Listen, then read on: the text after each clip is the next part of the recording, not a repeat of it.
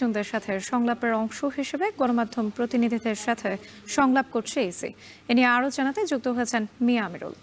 আমিরুল, অংশীজনদের সাথে দিনব্যাপী সংলাপে ইসির পক্ষ থেকে কি কি বক্তব্য উঠে এসেছে জানাবেন।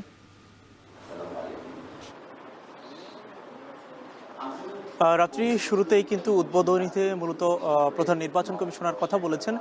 তার কথার যদি মূল কথা ধরে বলি, মূলত তিনি যে বিষয়গুলো উপস্থাপন করার চেষ্টা করেছেন, যে গণমাধ্যমের যে ভূমিকা নির্বাচনে থাকে সেই বিষয়গুলো তিনি বলেছেন। একই সাথে যে বিষয়টি স্পষ্ট করেছেন যে মূলত নির্বাচন কমিশনের যে কার্যক্রম সহ অন্যান্য যে বিষয়গুলো থাকে সেগুলো আসলে মূলত লুকানোর মতো কিছু নেই বলে তিনি ঠিক এভাবেই মন্তব্য করেছেন। এবং এখানটায় মূলত আজকে গণমাধ্যমের যে প্রতিনিধিরা এসেছেন সকালের ভাগে, ইলেকট্রনিক্স মিডিয়ার বিভিন্ন গণমাধ্যমের প্রতিনিধিরা তারা উপস্থিত হয়েছেন।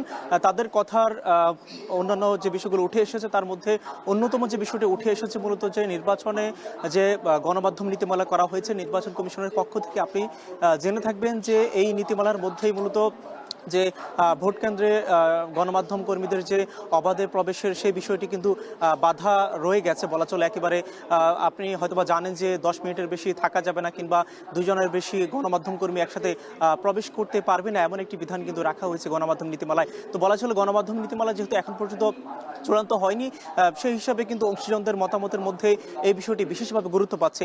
এর পাশাপাশি গণমাধ্যমের যে প্রতিনিধিরা যারা এখানটা উপস্থিত রয়েছেন তাদের পক্ষ থেকে যে বিষয়টা বলা হচ্ছে যে নির্বাচনের যে দায়িত্ব পালনে ইসির কর্মকর্তারা থাকবেন, তাদেরকে যেন বিচারিক ক্ষমতা দেওয়া হয়, তথা যে কোনো সময়ে যে কোনো ধরনের পরিস্থিতি যেন তারা ঠিক সময়ে তারা সেই ব্যাপারে ব্যবস্থা নিতে পারে, সেই ব্যবস্থাপনার কথা উঠে এসেছে। এবং একই সাথে সামাজিক যোগাযোগ মাধ্যমের অপব্যবহারের কথা কিন্তু উঠে এসেছে।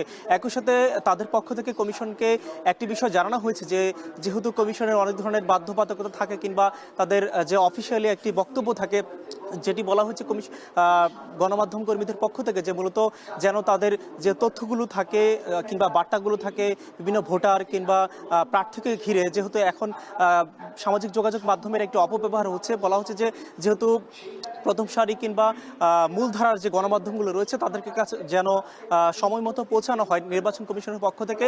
তারা কিন্তু সে বিষয়টি প্রধান নির্বাচন কমিশনারকে বিশেষভাবে আমলে নেওয়ার জন্য বলেছেন। এবং আপনি জেনে থাকবেন এখানটা কিন্তু প্রধান নির্বাচন কমিশনার ছাড়াও অন্যান্য কমিশনাররা উপস্থিত রয়েছেন। আজকের সংলাপ 2 ভাগে চলে, মূলত বিকাল নাগাদ চলবে। রাত্রি প্রতিনিধিদের সঙ্গে সংলাপ করছে ইসি। এ নিয়ে বিস্তারিত জানাতে আমাদের সঙ্গে যুক্ত ছিলেন Mia Amirul. RFL water pump